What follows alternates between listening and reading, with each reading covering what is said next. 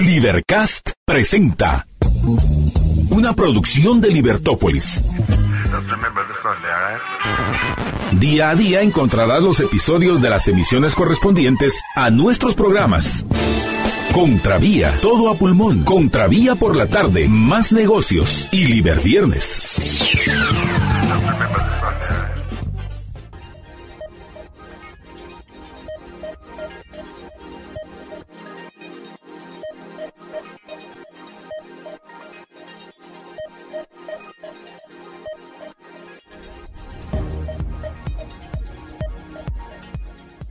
La Municipalidad de Guatemala ha desarrollado un kit. Este es una caja en la cual va una serie de medicamentos, una serie de también de ya va curación, pero también va un poco de profilaxia ahí.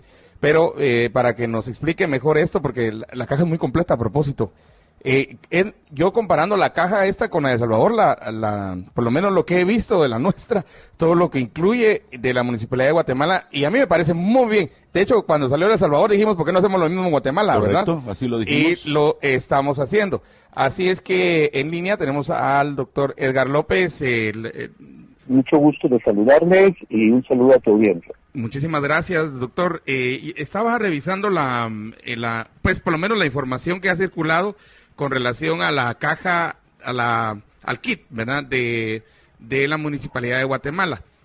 Para estar claros frente a los radioescuchas, estás en el grupo de voluntarios, ¿verdad?, que está participando en la Municipalidad de Guatemala.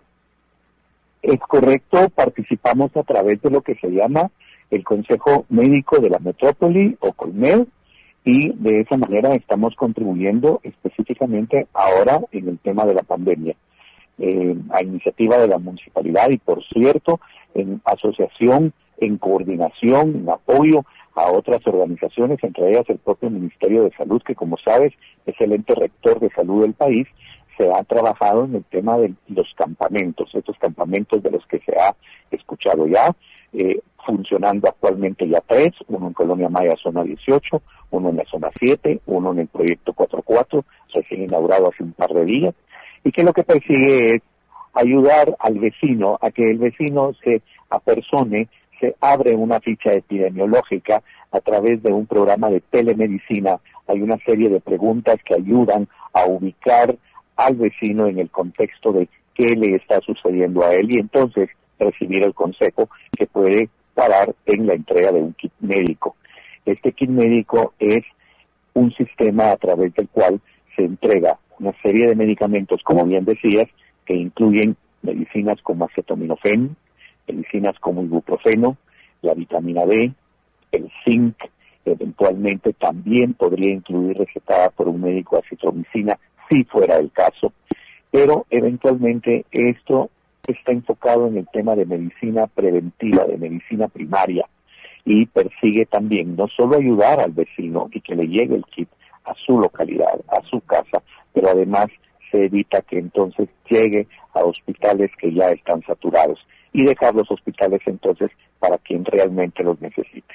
Para los casos más severos, ¿verdad? O los casos que deben ahí. Solo para otra vez el teléfono, porque hay un teléfono, es el 1537, ¿verdad?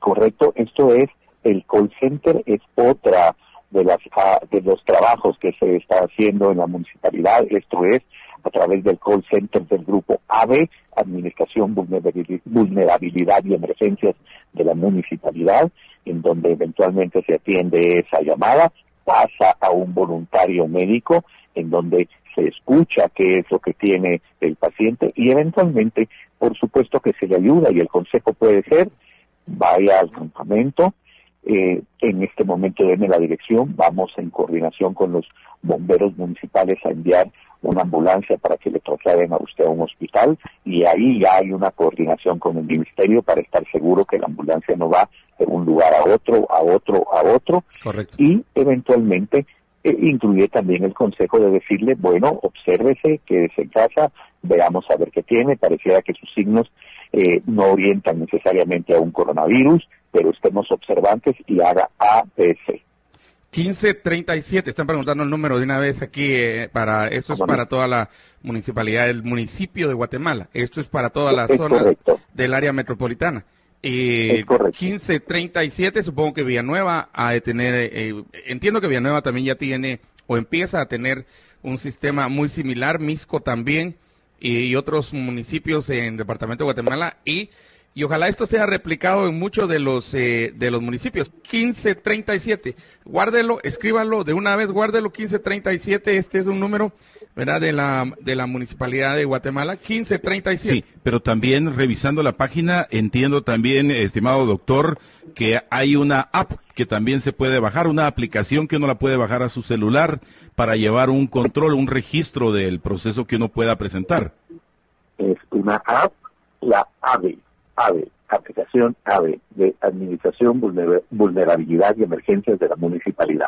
El señor alcalde Ricardo Quiñones propició esta iniciativa hace algunas semanas y se estuvo con las autoridades de la municipalidad de allá escuchando la experiencia. Es bueno, es muy positivo escuchar qué han hecho otros lugares, qué han hecho otras personas y, como bien dices, el ejemplo y los resultados que se han tenido para poderlos replicar.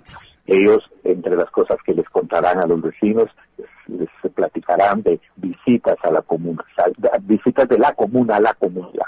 Salieron a buscar a las personas, salieron a entregar la ayuda con los kits. Es imposible en cierto momento el tener la cantidad de pruebas. Para eso no solo necesitas las pruebas, necesitas los laboratorios, necesitas los recursos, necesitas tiempo rápido para diagnosticar y verlo, mientras que esta medicina, que otra vez encaja en lo que es atención primaria, recibe una ayuda muy grande a poblaciones grandes. Doctor, nosotros hemos platicado aquí varias veces de medicamentos que ahora ya se volvieron casi estándar en los kits a nivel mundial, que son como la ivermectina, que incluye en el kit médico ivermectina, ibuprofeno, también ivermectina, ibuprofeno, el acetaminofén, la vitamina D, el zinc y cardioaspirina y también cardioaspirina, muy bien. Y luego la acitromicina, que eventualmente pues esa no es dada a todo el mundo, sino más bien el que llena criterios para que se le pueda prescribir. Cardioaspirina, ¿cuál es el objetivo, Edgar? Bueno, la cardioaspirina sobre todo tiene sus indicaciones particulares en personas, por ejemplo, de cierta edad, por su movilidad, para favorecer el tema circulatorio. Eventualmente se habla, en realidad no se está usando como para los efectos, aclarándolo, de un anticoagulante. Para eso hay otras medicinas que se usan. Correcto. Pero sí como un soporte para en algunas condiciones particulares, por ejemplo, en enfermedades adyacentes como las cardiovasculares, como la diabetes, en donde los problemas circulatorios son importantes. No es nada raro que los mismos pacientes estén medicados con esta medicina para favorecer procesos circulatorios. Para la circulación. ¿Estos kits los llevan o los dan de acuerdo con la necesidad, digamos, de personas que llamen al 1537 y presenten síntomas? No, la llamada al call center es un tema, ese es un procedimiento en donde se atiende la emergencia de llamada y se orienta al vecino sobre qué hacer. La asistencia a los campamentos es la que permite de una manera un poquito más formal el abrir una ficha epidemiológica, el tener una entrevista a través de telemedicina con un doctor, el buscar un poquito mejor, explorando la historia, buscando hallazgos de examen físico de cosas que ya se pudieran haber presentado, y entonces ahí se identifica quién lo necesita y qué es lo que necesita tomar, y entonces ya se indica y luego se va a dejar el kit médico a la facilidad domiciliaria. Ese kit se va, de acuerdo también, pero ahí es donde se hace todo el proceso desde la ficha epidemiológica y luego sigue el proceso el cual llevaría a este kit. Pero kits, la disponibilidad tiene que ser bastante alta porque la demanda es alta. Sí, apenas se llevan unas semanas, la municipalidad ha actuado súper rápido. Ya digo, hay 3 campamentos ya funcionando y próximamente la semana entrante está el 4. para cubrir entonces un sector de zona 18, un sector de zona 6, un sector de zona 7 y eventualmente zona 21. Entonces, esto creo que va a ser una contribución muy importante. Es de reconocer que es un esfuerzo múltiple, en donde aplica lo que la municipalidad ha tenido en su concepto de sumar, sumar y sumar. Y eventualmente la iniciativa privada a través del Consejo ha tenido un papel muy importante. Ha participado Olunca, otro grupo de voluntarios, expertos en protocolos, el Consejo Médico de la Municipalidad a través del grupo de médicos voluntarios y personal sanitario. Así que, y por supuesto, como decía, en enlace, en coordinación con las autoridades del Ministerio, porque recuérdate, hoy por hoy en este país es el ente rector de la salud. Y hay que tomar en cuenta que según el semáforo publicado, o según la lógica del semáforo publicado el lunes y presentado el domingo por el presidente Yamatei, sí estamos bastante lejos nosotros en el área metropolitana, no solo en el departamento de Guatemala, sino en el área metropolitana, de llegar a de siquiera acercarnos al color naranja, ya no digamos al verde. Estamos en 300, arriba de 300 por cada 100,000 habitantes, casos por cada 100,000 habitantes. Sí, yo creo que eventualmente se está iniciando esa información, la cual creo yo que eso es personal, debe de ser analizada, debe de ser estudiada. Creo que los números deben de revisarse nuevamente. Creo que eventualmente la ciudad es tan grande, la metrópoli es tan grande, que la verdad es que hay zonas que cada zona debiera de ser considerada como un municipio. Como una sección aparte de todas. Verlo integralmente, pues creo que sería un poquito más complicado. Y poner esfuerzo en aquellos que demandan más y seguir la protección y la prevención en aquellos que demanden menos para poder establecer controles. Edgar, lo que estamos viendo entonces es que estamos cada vez más y más llegando a una conclusión epidemiológica, que estamos entrándole a puntos muy claros de ataque más que digamos decir generalidades, como decir departamento de Escuintla o municipio de Guatemala. Hay todavía muchas subdivisiones a las que podemos bajar, data que podemos hacer más fina para poder entonces responder de mejor manera a esos lugares donde, digamos, tengamos un brote. No solamente responder de una manera más eficiente, sino más lógica y mejor orientada. ¿Verdad? Ese es justamente el trabajo de la epidemiología, ayudarnos a detectar, ayudarnos a identificar dónde más, dónde regular, dónde menos, qué se hizo donde ahora hay menos, o si siempre hubo menos, por qué hubo menos, en fin, esa parte es más lógica en vez de mandar medidas generales y sobre todo, como repito, en un departamento en donde el departamento es demasiado grande, ¿verdad? Aquí hay zonas, te doy un ejemplo, la zona 18, que es una zona donde verdaderamente por sí no solo es exageradamente grande, la verdad es que comprende un municipio prácticamente, es un decir, pero es para expresar el tamaño de la zona. Muchas gracias, Edgar. Solo repitiendo que aquí hay grupos aquí hay mucho voluntariado también. Yo creo que tenemos que estar muy claros que todo el trabajo se está haciendo sobre una base de miles de voluntarios. Aquí nuestros vecinos, que a veces no sabemos, que afortunadamente en su conocimiento, sea respondiendo un teléfono, sea transportando, sea llevando, sea indicando algún brote, gente que puede mandar información, los CUB, ¿verdad? Los comités únicos de barrio, que yo creo que sería por donde tendríamos que iniciar, no de arriba hacia abajo, sino de abajo hacia arriba, ahí en el proceso, ¿verdad? Pero bueno, esta es otra discusión, pero voluntariado es una de las claves en este proceso. Es efectivamente muy cierto y eventualmente es un concepto que debe aplicar en el comportamiento del ser humano, de las sociedades, pero sobre todo en crisis como lo es una pandemia. Muchísimas gracias, es el doctor Edgar López, que nos explicó acerca de el kit, ¿verdad? El kit médico. Esto es de la Municipalidad de Guatemala. Hay un video también ahí, un video corto explicando este proceso. Es el doctor Edgar López. Los campamentos han sido una iniciativa que el señor alcalde Ricardo Quiñones ha promovido para todos los vecinos de la ciudad de Guatemala. Un proyecto tremendamente importante ante la crisis de COVID que se está viviendo actualmente.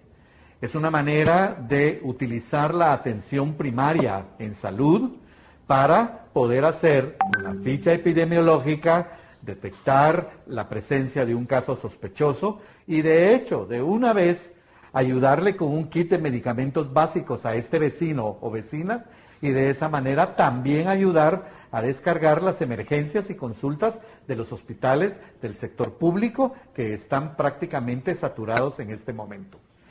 Se persigue tener 4 campamentos ya funcionando, el primero en Colonia Maya, zona 18, un segundo recién inaugurado en la zona 7 y uno próximo a abrirse en el proyecto 4.4 y algo preparado para 2 semanas en la zona 21. De esta cuenta hay presencialidad de un médico que ayuda directamente a atender al vecino que se aproxima. Nuestras 3 medidas básicas: el uso de nuestra mascarilla, el distanciamiento social, el lavado permanente de las manos. Además, es importante tener la información apropiada y no causar pánico. El pánico no ayuda, la buena información sí ayuda. ¡Ánimo! ¡Ánimo! ¡Seguimos!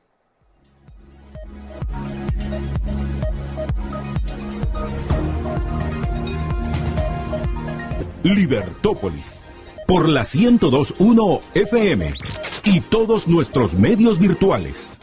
Libertópolis, el valor de la verdad.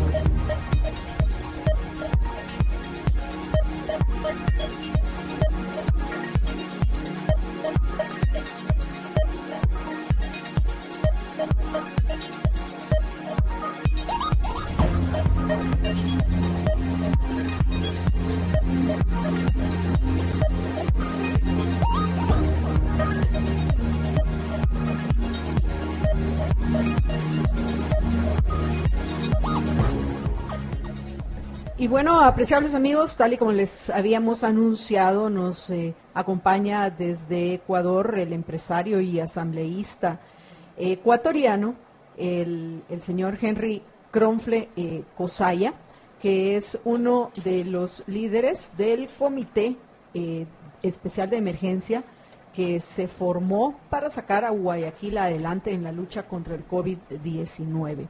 A quien le damos, entiendo que ya lo tenemos acompañándonos por medio de Skype. Queremos darle la bienvenida, Henry, a Libertópolis desde Guatemala. Buenas tardes. Buenas tardes, muchas gracias por la invitación. Un placer estar con ustedes. Un abrazo muy fuerte a todo el pueblo guatemalteco y un gusto poder compartir con usted y con los radioescuchas la experiencia de Guayaquil. Gracias, Henry, y nosotros lo que queremos es felicitarlos por esa iniciativa. Por supuesto que quisiéramos que algo similar se hiciera en nuestro país. Entonces, qué mejor que conocer de parte de ustedes cuál ha sido esa experiencia, qué fue lo que los motivó, cuál es la situación de Ecuador, cuáles son los resultados que han tenido en el Comité Especial de Emergencia. Pero bueno, comencemos por el principio. ¿Cuál era la situación de no solo de Ecuador, en particular de Guayaquil en marzo de este año? Bueno, Guayaquil, por efectos del calendario escolar, estaba en vacaciones de verano. Aquí las vacaciones de verano son los meses de febrero y marzo, normalmente, y mucha de la gente que viaja o muchos de los migrantes que regresan a la ciudad para aprovechar del tema de las vacaciones, la mayoría de ellos viven en lugares que han sido focos o epicentros de la enfermedad a nivel mundial, el norte de Italia, España y Nueva York. Entonces, hubo mucha afluencia de gente que vino de esos países y pues eso coayudó en ese momento a que haya una rápida propagación del virus en la ciudad. Oíamos que todo el mundo se contagiaba, comenzaron a colapsar los centros de salud pública, de los centros de salud privada. Al principio habían designados por el gobierno 2 o 3 hospitales dentro de la ciudad que los que iban a atender el tema de la enfermedad. Después se dieron cuenta que eso era imposible, que había que atender en cualquier centro de la ciudad el tema de la enfermedad, y asimismo estaban desbordadas las unidades de cuidados intensivos, la gente en espera. Fue terrible. La situación fue terrible y nos llevó a reunirnos un grupo de empresarios y de rectores de universidad, directores de bancos, gente que nos conocíamos por muchos años en la ciudad y que ya habíamos actuado en conjunto. Cuando hubo el terremoto, por ejemplo, aquí del 2016 en Manta, que fue una tragedia, un terremoto que mató mucha gente, o cuando este país fue atacado por el socialismo del siglo XXI y había que defender la libertad y las rentas de esta ciudad de Guayaquil. Ya se había conformado un grupo de empresarios que actuaban en conjunto para todos estos temas, y lo que fue en esta ocasión que nos unió pues fue la pandemia. Nos contactamos todos rápidamente y conformamos el 29 de marzo, se citó para el 30 de marzo conformar el Comité Especial de Emergencia por Coronavirus de Guayaquil, que comenzaron 20 personas y en 24 horas ya estábamos prácticamente el doble, 40 personas conformando este organismo privado, sin fines de lucro, sin salario de nadie, en donde nadie es presidente ni nadie es, secretario, ni mucho menos. Todos somos servidores y todos somos presidentes, y conformamos rápidamente un fideicomiso para, con fondos privados, levantar los recursos y comenzar a actuar ante esta pandemia. Jorge. Henry, si nos puedes explicar qué decisiones tomaron y qué vieron que era lo que se necesitaba hacer en ese momento, y en particular me llama la atención que hayan decidido, precisamente por la celeridad y la emergencia, no utilizar ni los fondos ni recurrir al gobierno, sino hacer ustedes la mayor parte de las acciones. ¿Si nos puedes explicar un poco de esa parte? Recaudación. Correcto. A ver, primero todo lo que es burocracia o ente público tiene que pasar procedimientos para la contratación, trámites burocráticos. La tragedia humana no espera eso. Tenemos que actuar, y nosotros como sector privado tenemos la capacidad de actuar inmediatamente, recolectar dinero, que fue todo donación, inmediatamente, y comprar con los contactos que teníamos primero los equipos de prevención. ¿Cómo fue la cuestión? Conformamos el comité y decidimos hacer comisiones, una comisión de compras, una comisión de médicos especializados, una comisión de logística, una comisión de infraestructura, una comisión legal para que nos arme el mecanismo o el vehículo para poder dar las donaciones, una comisión de comunicación y una comisión de tecnología y reactivación económica. Desde el día 1 teníamos una auditoría por una empresa auditora internacional que le pedimos que venga a auditar desde el día 1. Se constituyó esto muy rápido, en 24 horas ya teníamos el vehículo, comenzaron las donaciones, inmediatamente las comisiones de compra y la de logística comenzaron a actuar, y decidimos en el marco de todo el comité hacer una estrategia. ¿A dónde íbamos a apuntar los recursos? Primero en lo preventivo. Ya teníamos 30% de la gente enferma de la primera línea, enfermeros, doctores, camilleros, gente de seguridad, gente de los servicios básicos. Ya estábamos con problemas con la gente que recogía la basura, gente que trabaja en las plantas de agua potable, gente que trabaja en las plantas de tratamiento de aguas servidas de la ciudad. Ya teníamos problemas con transportistas de diferentes provincias del país que traían alimentos a la ciudad. Entonces, lo primero que decidimos fue enfocar nuestros esfuerzos a poder proteger a esa gente con equipo protector, es decir, esos equipos de protección, guantes, máscaras, mascarillas, esos trajes especiales, dotar también a la fiscalía. Había gente que se moría en su casa, los fiscales no podían hacer el levantamiento del cadáver a través del gobierno central porque no tenían equipo. Entonces, primero mantener la ciudad corriendo y proteger a la primera línea. Después fuimos a una segunda etapa. Hay que evitar que la gente llegue al hospital. ¿Cómo evitamos que la gente llegue? Con esta prevención y con medicamentos. Y entonces comenzamos a movernos a nivel internacional, porque aquí no había suficiente hidroxicloroquina y acitromicina, que nos ha dado mucho éxito aquí en la ciudad de Guayaquil. Y comenzamos a importar, hablando con el gobierno, porque había una comisión también de relaciones políticas, para que no nos pidan registro sanitario, para que no nos pidan cualquier tema que sea una traba para poder facilitar la medicina a los hospitales públicos y privados, y clínicas públicas y privadas que están tratando con sus médicos pacientes con COVID. Obviamente se entregó medicina gratuita, se importó de varias partes del mundo, de Paraguay, de Colombia, de Panamá, inclusive materia prima de la China. Se hablaron con los laboratorios locales para poder producir acá la medicina y poder suplirla a todo el mundo bajo un estricto protocolo de una supervisión médica, un médico tratante, identificación del paciente, visado de la institución a la cual se entregaba la medicina y, por supuesto, exámenes previos para poderla tomar. Y eso hizo que evitemos que muchísima gente llegue a los hospitales y que muchísima gente muera por este tema. Montamos también centros de oxígeno, que no habían suficientes tanques de oxígeno en el país de uso medicinal. Hablamos con las autoridades, pasamos los tanques de uso industrial al uso medicinal con protocolos de desinfección y superamos todos los temas legales para poder hacer eso rápidamente. Y entonces se podía ofrecer tanques de oxígeno a la gente y se montaron centros de oxígeno en la ciudad para evitar que la gente vaya a los hospitales y la gente que había salido de un respirador también tenga dónde acudir. Post-trauma del respirador, cuando lo tenía por más de 20 días, necesitaban también tener oxígeno. Montamos con el ejército, con la Policía Nacional, carpas de atención a la gente, con la autoridad local, municipios, prefecturas, y así también rehabilitamos hospitales viejos para tratar a la gente, hoteles para los médicos que estaban tratando esto, no vayan a sus casas a contagiar a su familia, que usaban cuartos de hoteles cerca de los centros médicos para evitar el contagio de esos médicos de la primera línea con su familia y que puedan trabajar con tranquilidad. Y así poco a poco fuimos haciendo el cambio.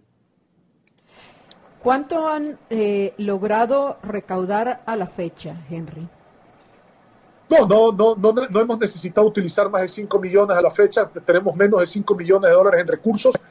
Decidimos también trabajar con la universidad local para desarrollar respiradores con la Escuela Politécnica Litoral. Hablamos con la rectora y con un grupo de especialistas científicos y se comenzaron a hacer respiradores acá, lo que se importaban en las partes y piezas, y acá se probaron primero con pulmón artificial, luego en animales, y luego ya salimos a humanos a probar los respiradores, porque nosotros nos concentramos en que un tratamiento aproximadamente podía costar acá en el Ecuador $20 frente a un respirador que puede costar $40,000 importarlo y que se toma 20 días en promedio una persona con el respirador. Entonces había que ser muy eficiente con los recursos. Si podíamos evitar la complicación de la enfermedad con $20 por paciente, podíamos tratar a 2,000 pacientes antes de tratar a uno con respirador.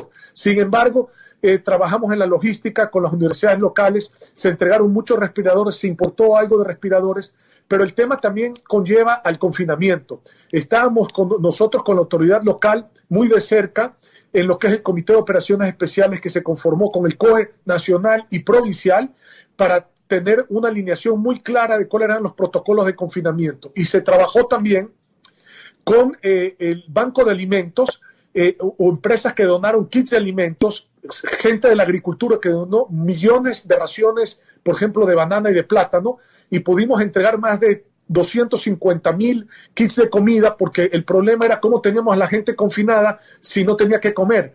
Y pudimos llegar inclusive no solamente a controlar el abastecimiento de los mercados para que no falte nada a través de un protocolo y de logística de la producción de esos vegetales de otras provincias y de la protección con bioseguridad dentro de los mercados, pero también pudimos abastecer las tiendas locales para que la gente pueda moverse a caminar 1 cuadra, 2 cuadras y pueda ser atendido en una tienda, digamos, de la esquina, por decirlo de alguna manera, que esa tienda normalmente hasta inclusive le fía. Entonces pudimos mantener el confinamiento para que la gente no se muera de hambre porque no podía salir a trabajar y al mismo tiempo tenga la seguridad de que iban a tener los alimentos en la puerta de la casa.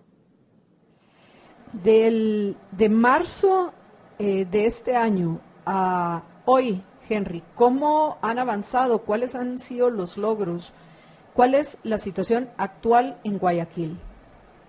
Totalmente controlada la pandemia. Aquí estamos, nosotros llegamos a tener a mediados de abril el pico de muertes por coronavirus en la ciudad, 460 muertes ese día, me parece que fue el 14 de abril, el 16 de abril, 450 muertes, y estábamos entre 400, 380, 290, 320 muertes diarias por coronavirus. El 10 de mayo llegamos a 0 muertes.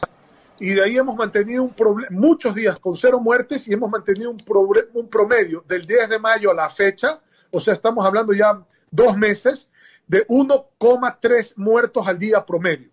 Es decir, tenemos un control absoluto de lo que está pasando en la ciudad, no nos hemos descuidado para nada, hemos actuado también con las autoridades del gobierno central y del gobierno local. Ha habido un proceso de recuperación de la economía basados en tecnologías y basados en un programa de paso a paso despacio pero seguro para evitar una segunda ola.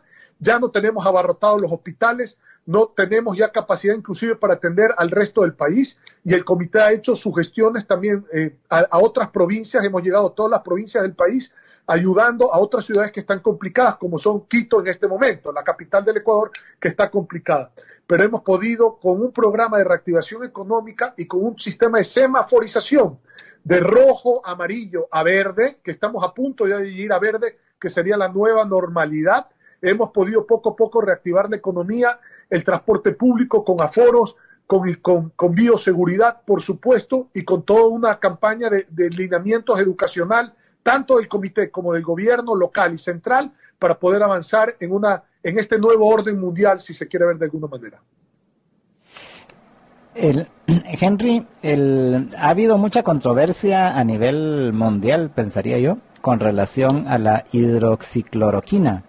Y, sin embargo, ustedes la utilizaron allá y con aparentemente mucho éxito. Si nos puedes contar un poco por qué utilizaron la hidroxicloroquina y cuáles han sido los resultados.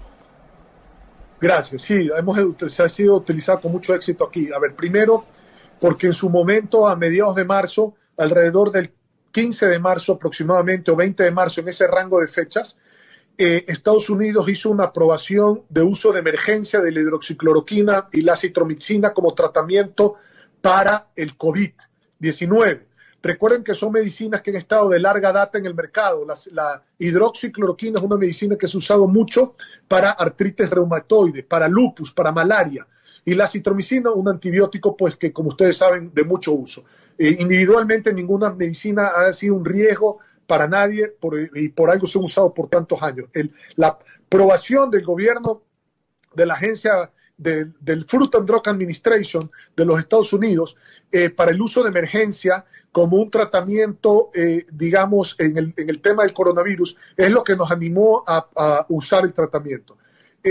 Tenemos una comisión médica donde están exministros de salud, gente del más alto nivel, médicos reconocidos del más alto nivel aquí en el Ecuador, que están en la comisión médica dentro del comité, y con protocolos de utilización basados en la información que tenían a nivel internacional, comenzamos a implementar el uso controlado de la medicina. ¿Qué quiere decir esto? La medicina se dio toda gratis. Los tratamientos dependían, pues, obviamente de las instituciones primero, que estaban tratando pacientes con coronavirus, y el médico tratante. Se identificaba el médico, se identificaba el paciente y se identificaba la institución. Y entonces, en base a eso, se entregaba la medicina previo a una valoración. Nosotros no hemos tenido ningún problema en el uso de la medicina. Supe que hubo una gaceta francesa, una revista francesa, que después se retractaron lo que habían dicho. La Organización Mundial de la Salud, que ha sido un desastre en el manejo de esta pandemia, primero dijo una cosa, después aceptaron otra. Finalmente, el uso de la medicina depende en Estados Unidos ahora de la voluntad médica, del médico que trate, es responsabilidad del que trate, no está prohibido su uso. Y a nosotros nos ha ido muy bien. Les puedo decir que sí existió una coincidencia en las bajas de muertes y en poder dosificar la medicina conforme a estos protocolos que le estoy diciendo. Lo vimos con claridad meridiana. Evitamos que mucha gente se le complique la enfermedad y entendíamos que si el uso de la medicina era pronto, las probabilidades de no llegar a tomar oxígeno o a un respirador en un hospital eran bastante altas. Vuelvo y le repito, con un control médico muy exhaustivo y digamos, y constante. Henry, usted comentó que en un principio, porque sobre todo pues vimos la situación que se estaba viviendo en Guayaquil, ya ustedes recurrieron con apoyo de las donaciones a un confinamiento, entre comillas, de la mayoría de la población para controlarlo en un principio. Sin embargo, entiendo que ya ahora ustedes están dentro de los protocolos de seguridad que se tienen que tener, pero ya la gente ha recuperado su libertad en Guayaquil. ¿Entendí correctamente? Entendió muy bien, correcto. Nosotros lo que hicimos fue, en el momento más crítico, confinar a la gente, prácticamente 3 semanas, casi un mes, y tratar de resolver el problema entre me muero por COVID o me muero de hambre, porque ese es el problema de toda América Latina. Y entonces era muy importante trabajar más allá de lo que le he contado en el tema digamos, de equipos de producción de medicinas, de centros de oxígeno, de rehabilitación de hospitales, de respiradores, etcétera, trabajar en el tema de la alimentación. Coordinamos convoys con el ejército para traer, digamos, alimentos de otras provincias que no estaban afectadas a la ciudad. Nunca se desabastecieron los mercados. Túneles de desinfección, mascarillas obligatorias, gel de desinfección para entrar a un mercado, aforo, las tiendas de la esquina, por decirlo de alguna manera. Utilizamos empresas de importante renombre que tienen distribución y farmacias para llegar no solamente con kits de alimentos, con kits de limpieza, el banco de alimentos, en donde nos ayudó mucho la arquidiócesis, que es la que maneja el banco de alimentos en la ciudad, que también se nutre a base de donaciones, y a través de organizaciones sin fines de lucro en cuanto a logística pudimos con un trazo específico de la ciudad poder llegar con alimentación. Al mismo tiempo se hacían pruebas rápidas para manejar los controles estadísticos, para saber qué zona de la ciudad estaba la propagación, hacia dónde era la ola de contagios dentro de la ciudad y poder tomar medidas específicas dentro de ciertos sectores de la ciudad para evitar la propagación. A través de estadísticas como se maneja, por ejemplo, para el tema político, se manejó exactamente igual para el tema de salud. Con encuestas, llamemos que en vez de ser una papeleta, eran temas de test rápidos y así poder tener un monitoreo, un pandeo y tener digamos, conocimiento de las estadísticas de contagio, hacia dónde se iba proyectando la expansión, a qué dirección de la ciudad, la expansión de la infección y sobre todo poder ir viendo hacia dónde iba la inmunidad por rebaño. Aquí se calcula que Guayaquil llegó a estar contagiado un 60% de la población en su momento. Se han abierto el comercio, sí, los aforos van del 30 al 50%, están abiertos restaurantes, centros comerciales, por supuesto los cines no, los gimnasios tampoco, los teatros tampoco, los estadios tampoco, eventos masivos tampoco, están prohibidos, pero usted ve que las empresas que en algunos casos nunca se pararon, como las empresas de exportaciones o de alimentos o de medicina, laboratorios farmacéuticos o de transporte o de logística o de seguridad, eso nunca paró. Y todos los demás poco a poco se han incorporado nuevamente al trabajo y yo le podría decir que si usted circula hoy por Guayaquil, va a haber prácticamente que la ciudad está reincorporada en un 80-85%. No hemos llegado a un semáforo en verde, pero en la práctica estamos en verde y se están tomando todos los controles desde las oficinas, los negocios y muchas cosas también en la tecnología. Por ejemplo, cambio de leyes para poder hacer temas notariales sin la presencia física de la persona. Eso está prohibido en el Ecuador, ahora ya la ley lo permite. Actuamos inclusive en el marco de lo legislativo para poder facilitar las cosas. Mucho trámite en línea, mucho comercio en línea, muchas empresas que no tenían páginas web para poder vender, mucho delivery. Ahora se está manejando gran parte del comercio, hasta los supermercados ya llevan a la casa la comida, que antes eso no existía en el Ecuador. Entonces, ha habido mucha implementación de la tecnología para poder mantener vivo el comercio. Henry, el apoyo que también entiendo han tenido del gobierno es que los ha dejado hacer, que eso es algo muy importante, no les ha obstaculizado a ustedes como ciudadanos que voluntariamente salieron a apoyar a los que más necesitaban durante esta pandemia. Ese apoyo, el gobierno los ha dejado hacer, entiendo por todo lo que usted nos ha comentado. Y también, según las noticias que hemos escuchado y declaraciones del presidente Lenín Moreno, el gobierno redujo ciertos gastos, comenzando por los salarios de los gobernantes. ¿Qué nos puede comentar al respecto? Bueno, sí, no tengo que decir en eso, tengo que ser muy claro, el gobierno aquí dejó hacer, no solamente que dejó hacer, apoyó la gestión privada porque sabía que coayudaba a contener esta barbarie de pandemia que estaba matando a la gente. O sea, por política o porque el que se quiera llevar la foto, digamos, no deje hacer, sería un acto criminal. Creo que eso se entendió muy bien del gobierno y fueron cooperativos y colaboradores. Y lo quiero decir claramente porque importar medicinas y respetando los registros sanitarios del país de origen era algo que pues se pensaba que iba a ser imposible. Enseguida el gobierno abrió las puertas y dijo no hay ningún problema, mientras haya registros sanitarios donde se compre de origen, vamos adelante. La Cruz Roja se sumó como institución internacional, porque en un momento donde se compraban las cosas y aquí había que manejar logística, le estoy hablando mediados de abril, y habían embargos inclusive de muchos países en donde llegaba la carne y se la quedaba ese país por necesidad propia del país.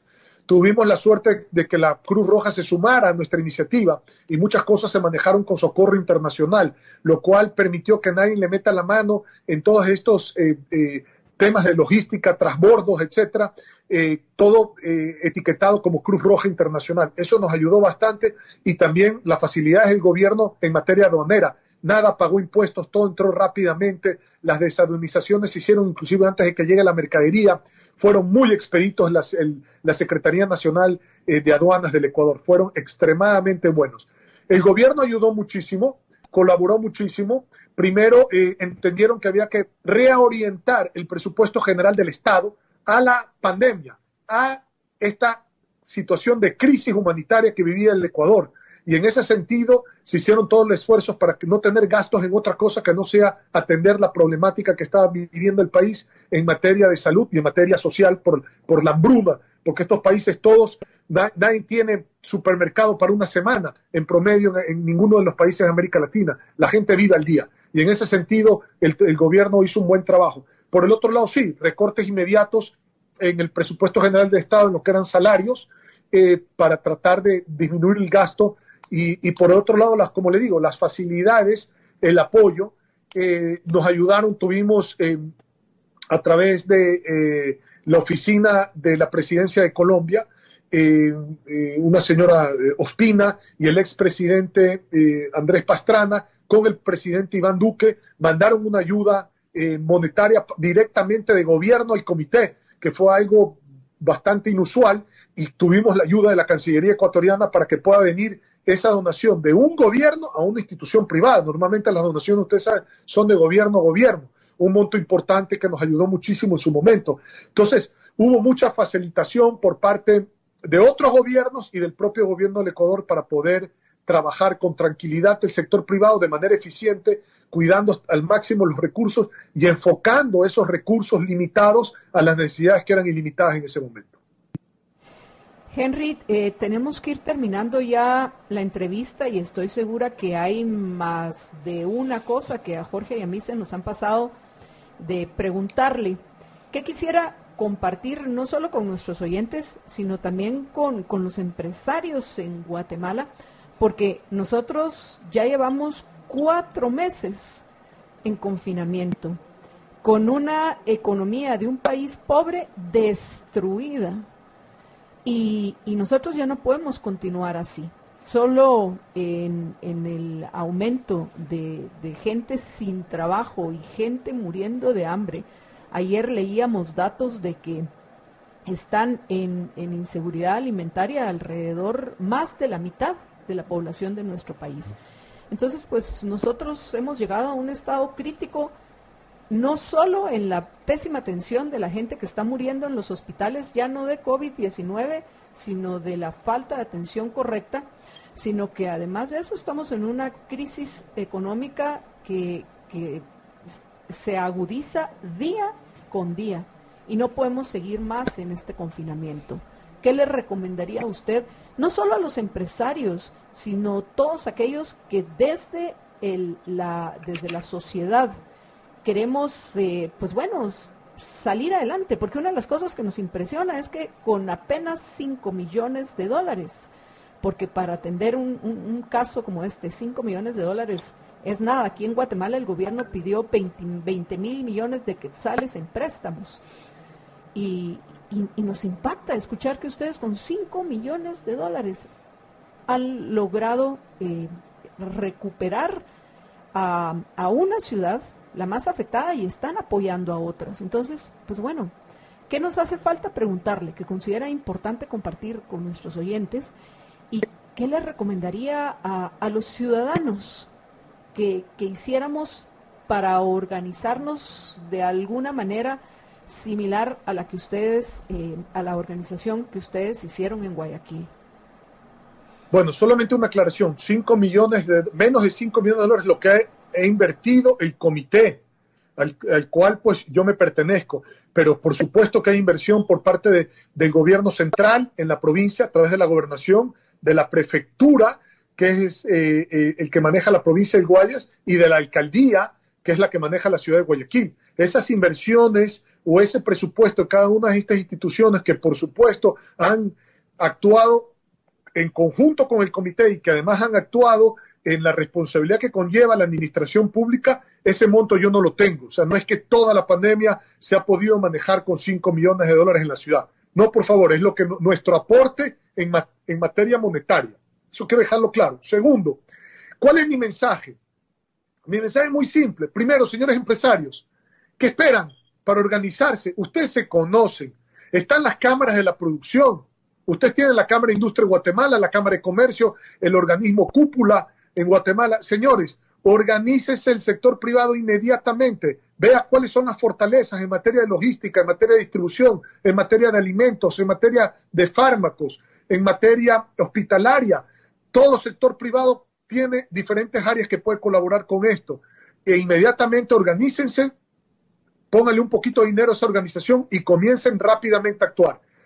Pídanle al gobierno que no obstaculice nada, que ellos hagan su trabajo y más bien que no sea un obstáculo el gobierno, sino que sea un facilitador del gobierno. Ese sería mi llamado al gobierno. Y que hagan su trabajo. Aquí nadie quiere protagonismo. En una situación humanitaria, lo que menos queremos nadie es capitalizar políticamente una situación así, porque sería criminal. No se está trabajando un tema humanitario, se estaría convirtiendo un tema humanitario en un tema político. Entonces, olvidémonos de la foto, vamos al trabajo, olvidémonos de ponerse las estrellitas en el uniforme de quién tiene más estrellitas y quién ha sido el mejor para manejar esto. Esto es un trabajo en conjunto de arrimar el hombro, que hay que hacerlo con mucha humildad, con mucha focalización, con mucha logística y con mucho conocimiento, y cooperen, hagan alianzas público-privadas para sacar esto adelante. Pero eso sí, traten de hacer lo que hemos hecho aquí, que no solamente es la parte de prevención, que es sumamente importante, es lo primero, en la primera línea. Luego la etapa curativa, luego a la etapa de evitar llegar al hospital para, por último, hacer la inversión en respiradores en un hospital, pero también hay que tener claro que la gente tiene que comer y hay que tener programas de logística para tener los mercados abastecidos, para evitar el hacinamiento, para poder tener alimentos y medicinas en la tienda de la esquina, que además en muchos de nuestros países le fían a la comunidad alrededor de ellos. Ese es mi llamado. No esperen a que el gobierno resuelva los problemas. Eso nunca va a pasar. Y hay que desde que se comienza con esto, estar sumamente bien ubicado y por el otro lado pensar en el programa de recuperación económica a través de la implementación de tecnologías, ventas en líneas para el comercio, aforos en las fábricas, ¿no? Gente que puede trabajar 2 turnos, 3 días a la semana y se va esa cuadrilla y entra 3 días a la semana por 2 turnos otra cuadrilla y así van teniendo mayor control para evitar los contagios. Es decir, hay que usar la tecnología, el conocimiento y las herramientas que tenemos disponibles hoy en día para los trámites públicos y privados, evitando el hacinamiento, trabajando en la alimentación y en la medicina, y por el otro lado alianzas público-privadas. Y que los empresarios no esperen que el gobierno arregle esto, porque esto no es un trabajo de un gobierno, este es el trabajo de toda la sociedad, no de un gobierno. Henry, le agradecemos muchísimo que haya conversado con nosotros y qué maravilla que ya tenemos este contacto, porque sin duda en futuras ocasiones también lo vamos a estar contactando para que nos cuente cómo va avanzando la situación en Ecuador.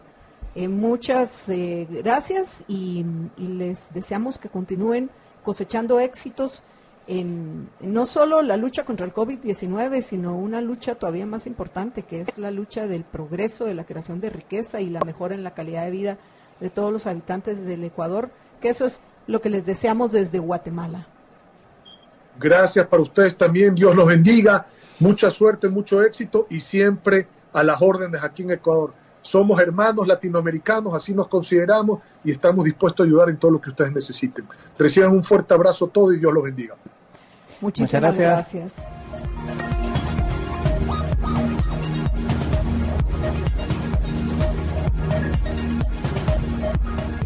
Libertópolis, por la 102.1 FM y todos nuestros medios virtuales. Libertópolis, el valor de la verdad. Libertópolis presentó a Estuardo Zapeta en Libertópolis, el valor de la verdad. La peor crisis es que te olviden. Anúnciate ya en Libertópolis. Envía tus datos al WhatsApp 4585-4280, 4585-4280. Nuestro asesor de ventas te contactará. Anúnciate en Libertópolis. La peor crisis es que te olviden. Ay, familia. Mi familia. Familia. Sí, hoy más que nunca, que lo primero que venga a la mente sea la familia. Y por ellos, cuidemos nuestra salud. Fuerza Guatemala. Un mensaje de Incaparina. Libertópolis. Por la 102.1 FM. Y todos nuestros medios virtuales. Libertópolis. El valor de la verdad. En Guatemala, Centroamérica. La hora exacta. Es la hora 18 en punto. En Guatemala, Centroamérica. Libertópolis.com presentó La hora exacta. El miércoles 22 de julio a las 7 de la noche tendremos un conversatorio con Marta. Libercast presentó una producción de Libertópolis. Recuerda suscribirte y dejarnos 5 estrellas para que continuemos trabajando en producir más podcasts de tu interés. Libertópolis, ideas con valor.